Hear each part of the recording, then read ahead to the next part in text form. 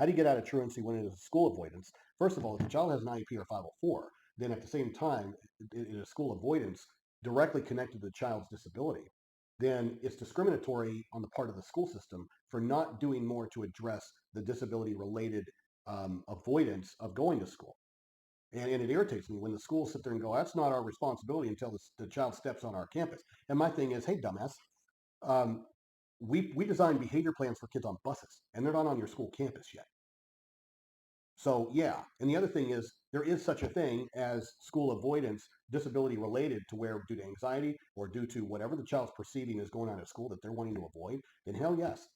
But see, you have a responsibility, school system, 100% of the responsibility, in fact, to provide that child a FAPE. And if they are having school avoidance directly related to the disability for which they qualified, and we can't even get them to school, that's on you, bro. You can't provide a FAPE to a kid that's not there. And to sit there and put this on the parent and say, well, you have a responsibility to get them there. Okay, let's say it's a single mom with a 16-year-old that is having behavioral responses due to their disability, let's say autism, and every time she tries to get her child dressed, who is now 6'2", and she's not, he immediately, unrobes and has a meltdown. And the parent knows better than to sit there and press that because it could end up in a behavioral response that gets her hurt. Okay? Because just because the kid's 6'2" and 16 doesn't mean that mentally and emotionally he's anywhere close to that age. So it's not like it's intentional. It's not like an intentional ass kicking in that situation. We as parents, and I've got a kid with ASD, we understand what those avoidance things are. And we know how to avoid these kind of conflicts with our kids. And so, yes, the child misses school, but who is responsible for that? Is it the parent?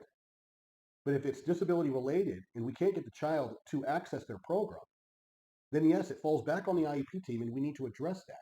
It's not a truancy issue because the parent is not intentionally keeping their child home to play on the Xbox all day because mom is laid up on the couch, passed out because of drugs or booze, which is what everybody thinks at a school. Oh, they're not being sent to school because of the derelict parent who's in some kind of conspiracy with the doctor to write doctor's notes so that their kid comes home or doesn't come to school. That is such a daft way of thinking about that, but it's frequently what I have to deal with.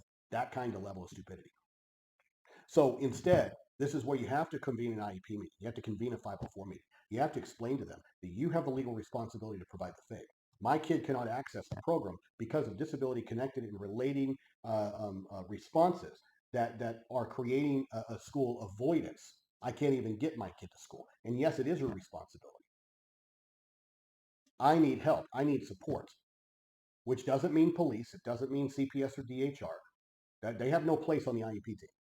They're not there to support you. So in many cases, I have had to bring in or have the school or the IEP team agree to bring in a board certified behavior analyst to where they work with the child in the home setting, preparing them for school and helping the parent with the strategies to coax the child and alleviate and negate and nullify those behavior responses so that we can get the child to school. That's what we need to do. We need to back up the IEP program one step in the home setting in order to address and alleviate those problems, train the parent and give the parent the necessary skills to then do this on their own. Wean out the involvement of the behavior analyst so the parent can do this on their own. My child through the years, she's had times where she did not want to go to school. Something was obviously not right at school, and because she couldn't verbally communicate what was going on and why she wanted to avoid it. Some kids can. We need to listen to that.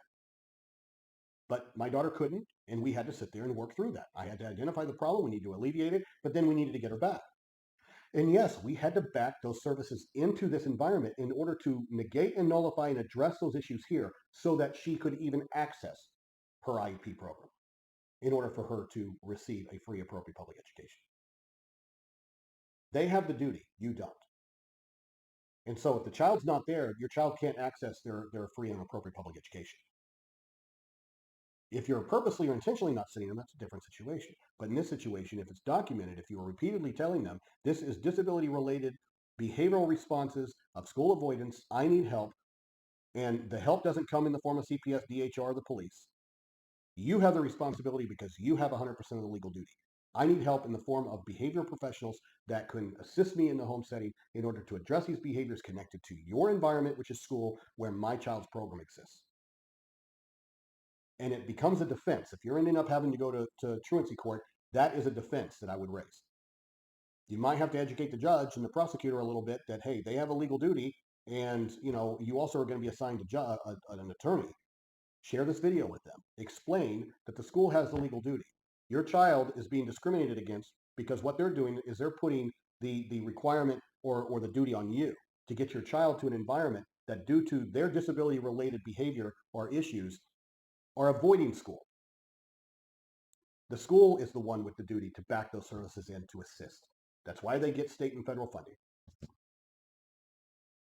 It happens frequently. It irritates me. They should not be doing that.